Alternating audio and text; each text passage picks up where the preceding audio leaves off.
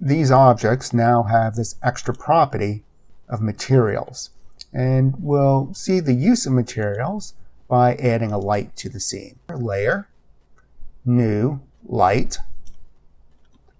And it's going to be a spotlight. The color of the spotlight, intensity and cone angle and cone feathering are all things that can be adjusted later as needed, and cast shadows too. But to start out with, I'm just going to click on cast shadows so I don't have to hunt it down in the menu later on. And I'll click on OK. This is the orientation of the light. It's coming kind of like where the camera is, pointing into the scene. And if we look into the final room, we don't see the light. Why? Well, we don't see the light because rasterization is on. If I turn it off, I see the light, but then this becomes a flat layer where I can't manipulate the camera out here in order to make it move. Wherever the main camera is where the light has to be. I'm going to take this light,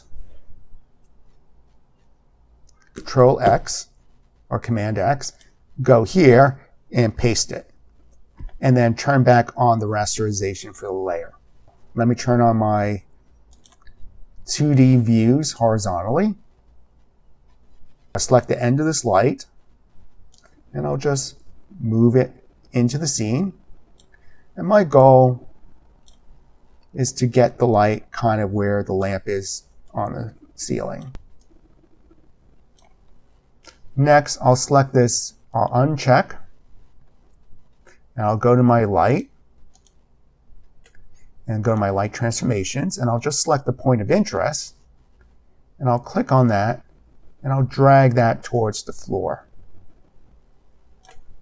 In this viewport, you can see this light a little better, and I'll drag it towards the floor here.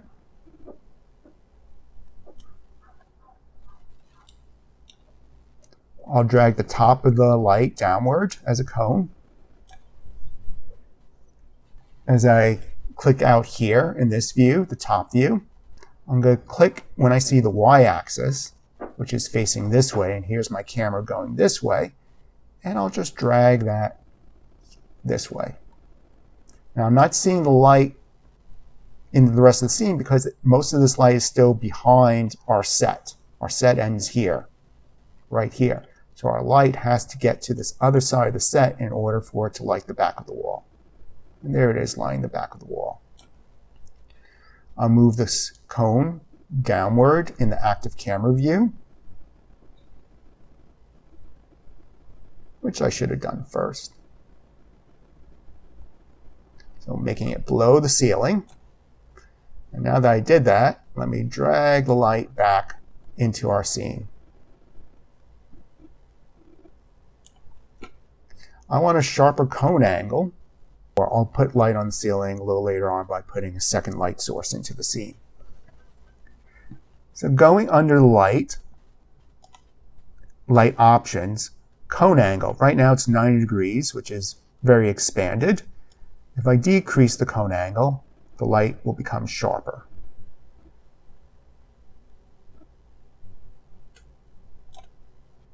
If I go under transformations, position along the X, Y, and Z.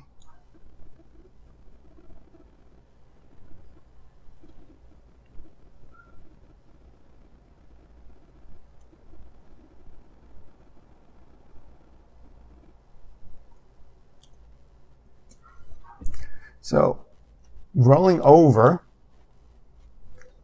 this, green means y-axis. If I want to make this cone come on into the room, I'm going to have to, along the position along the y-axis, just drag that number a lot closer to 0. Maybe even through the 0 point. Let's see. And there we go. Now I'll expand this cone. Before I expand the cone, I can see my point of interest has moved. I'm going to select the point of interest, and along its z-axis, I'm just going to push it, looking from this top viewport, until it's more centered around the top of the cone, like this. I'll scroll back down to cone angle, and now I'll increase the cone angle. I'm going to close the top view so I could focus more in on this view. So instead of 2 views, going back to 1 view. Let me zoom in.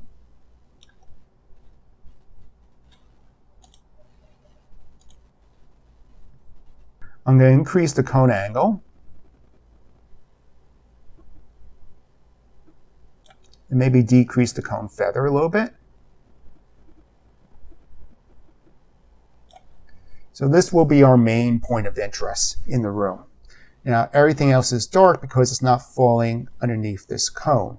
Before I deal with this cone not lighting the back of the room's walls and the ceiling, I'm going to look at the casting of shadows. Now this light has the ability to cast shadows by going under the light and scrolling on down to cast shadows. It's on.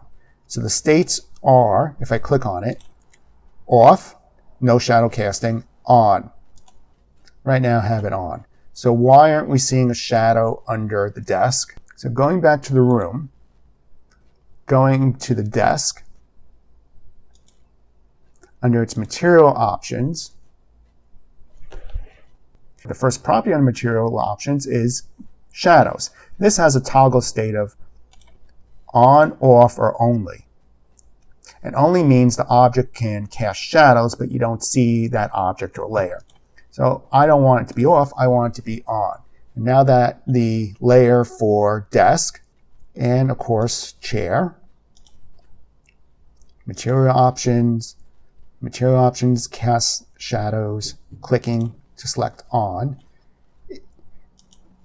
Now we'll see the shadows.